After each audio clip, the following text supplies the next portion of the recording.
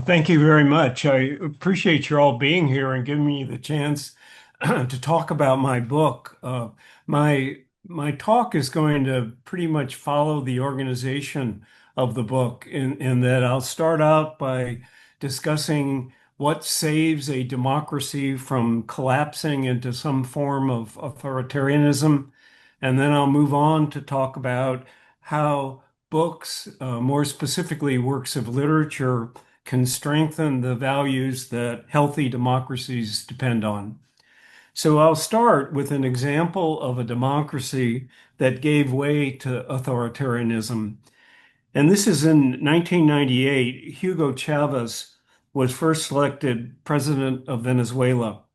Over the next several years, he proceeded to do everything he could to consolidate his power, including restricting the right to vote, arresting or exiling his political opponents, attacking the press, and closing a major television station that dared to criticize him, and packing the courts to make sure that his retrenchment of democracy could not be contested on legal grounds. In other countries as well, and Hungary is one of many examples, elected leaders have similarly subverted a democracy from within. It's become a familiar pattern. A democratic form of government gives way to a more authoritarian system, not overnight because a coup dramatically seizes power, but slowly, almost imperceptibly, one withdrawal of rights at a time. Typically, in these countries, autocratic leaders accelerate the erosion of democracy. By autocratic leaders, I mean leaders who seek total control and unchecked power. These leaders present themselves as outsiders or populist representatives of the people, and they promise to save the country by declaring war on the enemies that are supposedly destroying it. In all these instances, a democracy declines gradually, then suddenly, and you're in a different world. Two scholars who have studied this pattern are the political scientists Stephen Levitsky and Daniel Ziblatt, authors of the 2018 book, How Democracies Die. In the subversions of democracy they've studied, they've detected warning signs that people either ignored or minimized until it was too late. Here are four key indicators they've identified for when a democracy might be in trouble. The first is when some political leaders and their followers reject the democratic rules of the game. For example, by undermining the legitimacy of elections and refusing to accept credible electoral results. The second is when these leaders and their followers deny the legitimacy of their political opponents, typically by claiming they constitute threats to national security or to the prevailing way of life. The third is when they tolerate or encourage violence, either by engaging in violent rhetoric or by maintaining ties to paramilitary organizations committed to using force. And the final indicator a democracy is in trouble is when these leaders and their followers restrict individual rights and curtail free expression in the press, in schools and universities, and in literature, popular entertainment, and the arts. To keep democracies from slipping into some form of authoritarianism, Ziblatt and Levitsky argue that democracies work best and survive longer when unwritten norms, or what they call soft guardrails, reinforce democratic institutions. They highlight two norms especially important to democracies: mutual toleration, which motivates competing political parties to accept one another as legitimate rivals, and forbearance, which encourages elected leaders to regard their being in office as a temporary privilege, not an opportunity to seize power once and for all and to seek revenge against their political rivals. By demonstrating forbearance, that is, by showing restraint in how they use their authority, elected officials acknowledge that they are subject to checks and balances, including a free press, the rule of law, an independent judiciary, and the will of the majority, which elections determine. For Levitsky and Ziblatt, forbearance and mutual tolerance are two of the uncodified rules democratic leaders acknowledge. Other writers on democracy have argued that to be effective, these rules need to find reinforcement at a more basic level in the relationships that shape everyday interactions among citizens. These writers direct our attention to what I would call the day-to-day lived experience of democracy. In what is still one of the most important books on democracy, Alexis de Tocqueville's two-volume work, Democracy in America, published in 1835 and 1840, Tocqueville discusses the attitudes toward one another that citizens must cultivate in their daily lives to sustain democratic institutions. He calls these attitudes habits of the heart. These habits prepare us to recognize the rights of others. They include humility, generosity, and respect. According to Tocqueville, in healthy democracies, citizens develop these habits of the heart in their daily life with one another in neighborhoods, workplaces, schools and universities, volunteer organizations, and other places where they get together every day. Over time, these everyday interactions influence political behavior. By political behavior, I mean, for example, how members of city councils, legislators, or school boards do their work together, how candidates for office regard their opponents and treat journalists, how citizens in line to vote at a polling place treat one another and the volunteer workers supervising an election, how they participate in public meetings. In healthy democracies, mutually respectful everyday interactions soften political differences by putting them in the context of deeper social connections. Our ties to one another help us take seriously our ongoing political disagreements without, however, allowing them to tear us apart.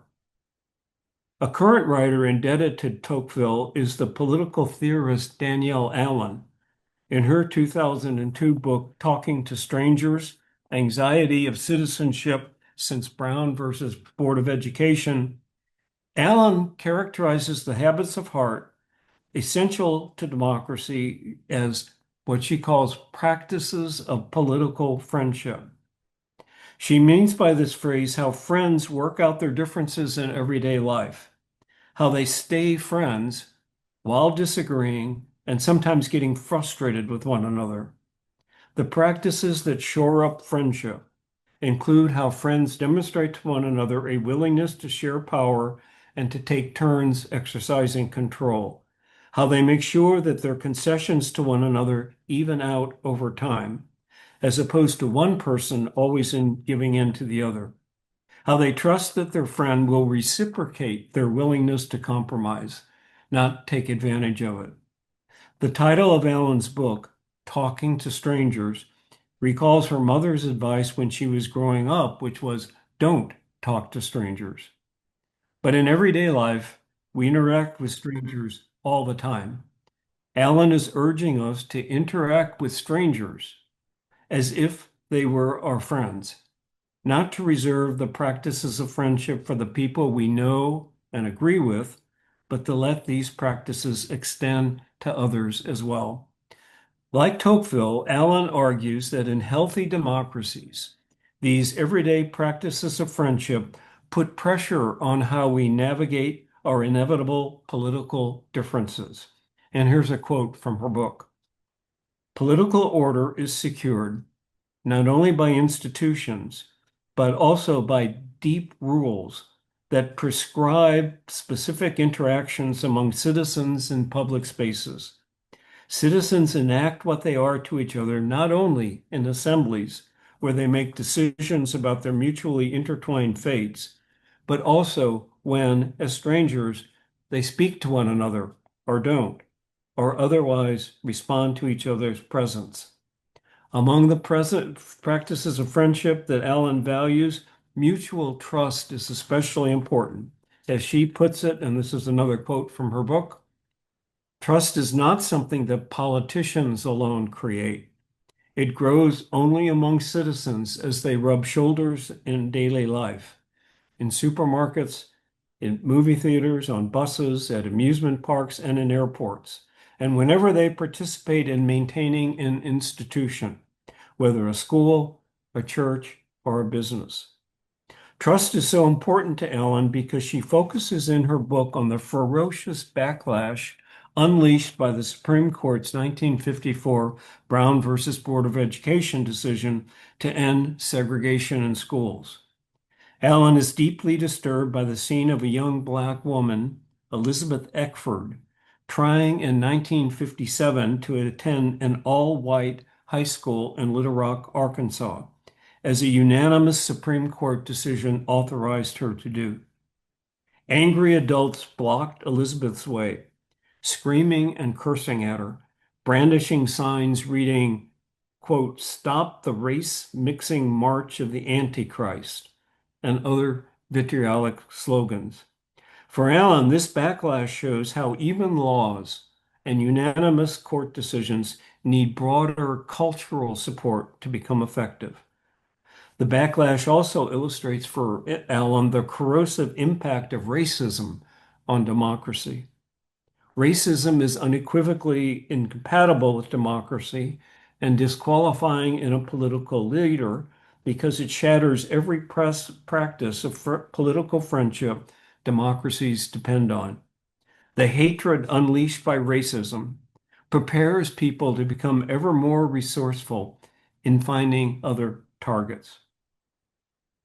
Nothing could be more antithetical to a healthy democracy than the ugliness that rained down on Elizabeth Eckford. Healthy democracies thrive on constructive disagreement. They collapse when that disagreement degenerates into violent attacks aimed at silencing and excluding others. So when I imagine a healthy democracy, I picture individuals and groups sharing the world with people who differ from them, creating a community together, talking with one another and working things out, benefiting from relationships that encourage independent thinking and questioning. Vibrant democracies feed off the proliferation of different points of view and the productive debates that can result when these different views engage with one another.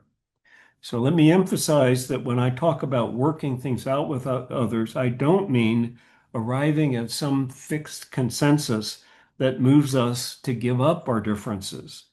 By working things out with others, I mean arriving at decisions and courses of action amid continuing conflict, agreeing on some points while disagreeing on others, which is what happens in functional democracies when, after much debate, split juries reach a verdict, divided legislatures pass laws, and closely contested elections conclude with one candidate conceding victory to another. For me, an essential feature of democracy is deliberation. Citizens arriving at decisions together while serving on juries, school boards, city councils, legislatures, and in many other settings. In faltering democracies, by contrast, the constructive debates I have been describing devolve into shouting matches or fight to the finish battles that some of the participants can envision ending only when their side vanquishes the other, the kind of scene that greeted Elizabeth Eckford. The issues triggering these all-out battles can be virtually anything, from legislation addressing climate change to the choice of a carryout. In dysfunctional democracies, opportunities for disagreement multiply, while confidence in resolving conflict declines. In these backsliding democracies, instead of everyday life tempering politics, toxic political divisions seep into everyday life, turning even friends and family members into strangers and adversaries. There's no escaping political strife, no respite. The habits of heart that sustain democracy can't find a foothold anywhere. We dread family gatherings instead of looking forward to them. Philip Roth's 2004 novel, The Plot Against America, captures well what I mean by toxic political divisions penetrating everyday life. The novel, the novel imagines a fictional Charles Lindbergh getting elected U.S. president in 1940 on the eve of World War II on a frankly anti-Semitic pro-Nazi platform. At one point, a young character in a Jewish family overhears his older brother, who supports Lindbergh, angrily arguing about politics with their mother. When the mother snaps at the son, "You don't know what you're talking about," the son replies, "But you won't listen. If it wasn't for President Lindbergh." We don't hear his defense of Lindbergh because Roth shifts our attention to his younger brother, saying to himself, "That name again." The younger brother is sick of hearing about Lindbergh, thinking about him, worrying about what he'll do next, listening to others arguing endlessly about him. The dejected younger brother thinks, and I'm quoting, "I would rather have heard a bomb go off than to have to hear one more time the name that was tormenting us all." But he can neither escape talk about Lindbergh nor stop it from permeating every corner of his life, even his home. Lindbergh is here achieving one goal of all autocratic leaders, which is to dominate every conversation, monopolize attention, and keep people constantly angry, afraid, and on edge. By saturating everyday life with his presence, Lindbergh creates the feeling among his followers that he is as inescapable as the air they breathe and as necessary. These followers begin to feel that their lives are inextricably bound up with the leader, their future dependent on his no matter what he says or does.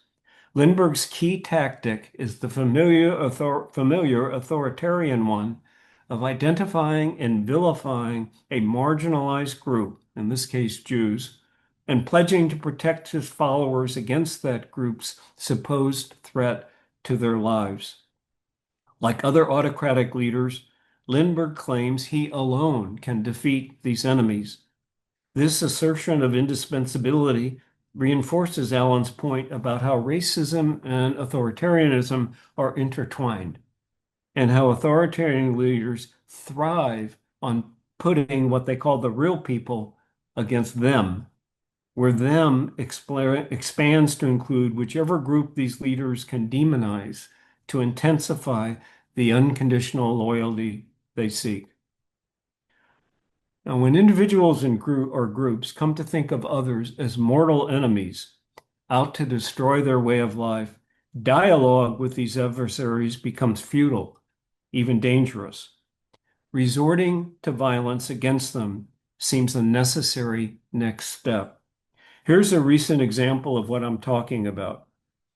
A truck driver assaulted a police officer with a flagpole at the United States Capitol on January 6, 2021. The man was sentenced to 52 months in federal prison. He was captured on video furiously beating the officer who was lying face down, overwhelmed by a mob of other rioters with no means of defending himself. The assailant was one of 9 men charged with assaulting the officer and 2 of the officer's colleagues. After this vicious attack, the assailant was caught on video pointing at the Capitol and declaring, quote, "Everybody in there is a disgrace. That entire building is filled with treasonous traitors. Death is the only remedy for what's in that building." He went on to say, for every single one of those Capitol law enforcement officers, death is the remedy. That is the only remedy they get.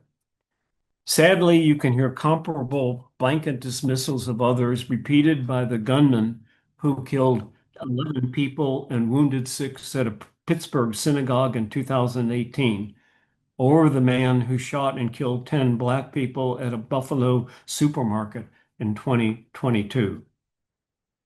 With these examples, we're a far cry from the constructive disagreement that I earlier said characterizes healthy democracies. So, how do we get back to that ideal? How do we build up confidence that a multiracial, pluralistic democracy can work instead of disintegrating into civil war? In my view, this has become an urgent question. There are so many things that can make a democracy vulnerable and that need attention. Now, in the remainder of my talk, I'm going to focus on nurturing the underlying relationships, values, and attitudes that sustain democracy. If dehumanizing marginalized groups tears apart a democracy, offsetting that dehumanization shores up a democracy. And I think the study of literature does just that. Before developing this point, let me acknowledge that the study of literature is valuable, but not omnipotent. Its impact requires reinforcement from supportive institutions such as schools and universities, thoughtful political leaders, and many other forces. Even under the best of circumstances, the social influence of literary study is not automatic or immediate, but gradual and cumulative.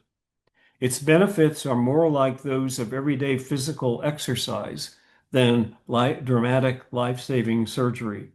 As the writer Elaine Scarry has said, and I'm quoting, "It's not that I read a work of literature and then go out and care about more people.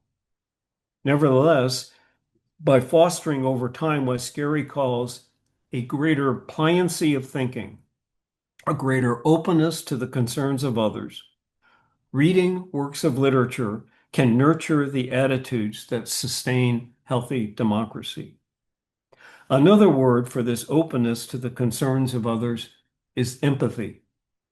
Linking literature to empathy gets support from many quarters, from psychologists, for example, who have conducted empirical studies demonstrating that reading literature can sharpen responsiveness to what others may be feeling.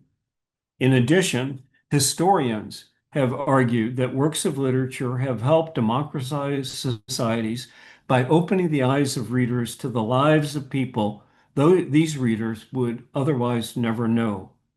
Scarry cites the historian Lynn Hunt, who traces the 18th century development of human rights in part to people reading some of the best-selling novels of the day and thereby entering imaginatively into the lives of other people, including those without social power, women, servants, and children.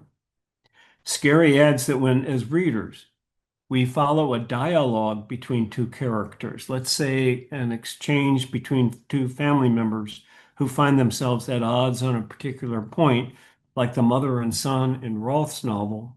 Whenever we do this, we tap into what Scarry calls, quote, the capacity of literature to exercise and reinforce our recognition that there are other points of view in the world, and to make this recognition a powerful mental habit. When I earlier compared the study of literature to everyday physical exercise, this is the capacity we're exercising, the capacity to see things from other points of view, which is spirited debate between characters can bring to light. Finally, some of the most compelling arguments for aligning literature with empathy come from philosophers interested in ethics, or more specifically, in how individuals arrive at moral values and act on them. One of these philosophers is Martha Nussbaum, who argues that leading a moral life requires being attentive to others, on our becoming people on whom nothing is lost in our dealings with others. Becoming a person on whom nothing is lost is also how the American novelist Henry James described the task of the literary artist, leading Nussbaum to conclude that the work of the moral imagination is in some manner like the creative imagination, especially that of the novelist. What we ought to do in a particular situation, in other words, depends not only on appealing to general rules, but on accurately perceiving the people we are interacting with, seeing them in all their complexity, taking in what they are saying to us or showing us, and responding to them with imagination and feeling. It's in these everyday interactions with others that we achieve what the poet William Wordsworth called the best portion of our lives, the little, nameless, unremembered acts of kindness and love we do for one another. By strengthening our capacity for paying attention to others and practicing these acts of kindness, reading literature cultivates habits of the heart that healthy democracies lead. Appreciating how works of literature can strengthen insight into others shows why banning books, removing them from classrooms and libraries, is so damaging to a democracy.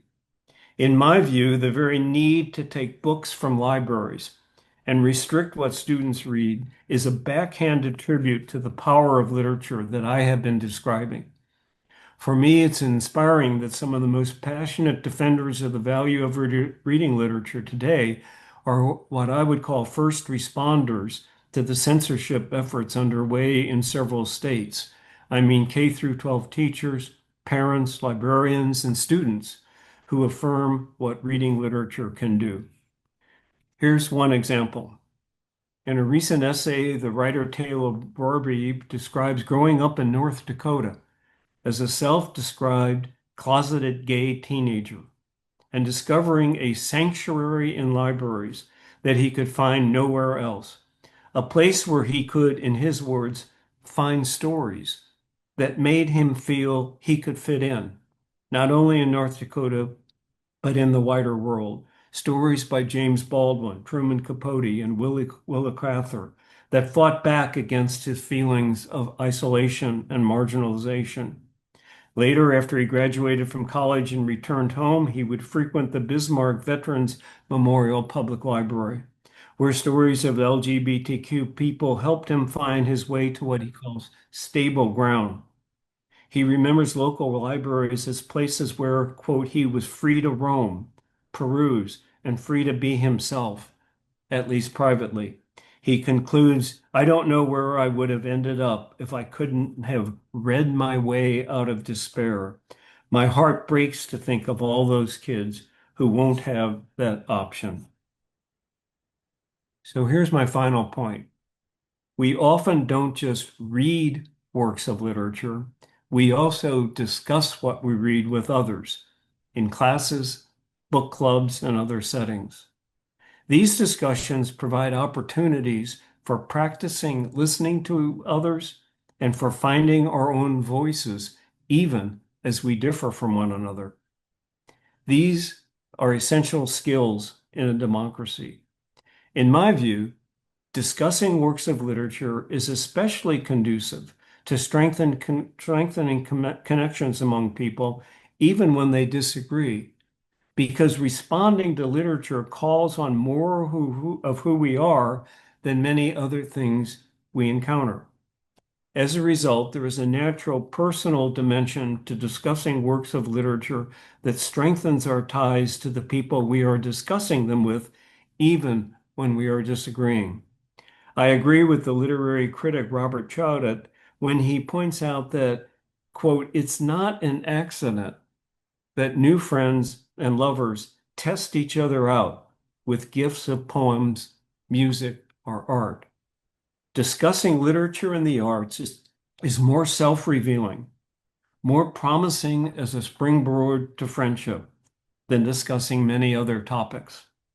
I find it interesting that during the pandemic, when it was especially difficult to maintain our ties to others, some high schools and colleges created book clubs to offset the isolation students were feeling. My point is that these were book clubs. They capitalized on how sharing our responses to literature can fortify our connections with one another, regardless of any conclusions we arrive at or any disagreements that persist. So I'm not saying that literature classes and book clubs will by themselves save the world, but I am saying they're valuable. They keep alive an experience of constructive discussion that may be disappearing elsewhere. They provide a lifeline to an alternative kind of community, a reminder of what we should expect in our political culture, workplaces, and other settings. And this is how I conclude my own book. Learning to share the world with others, whether in a literature classroom, creative writing workshop, or reading group, can result in a cascade of goodwill carrying over into the rest of our lives. If hatred can gather momentum and spread, so can compassion and understanding. The future of our democracy depends on it.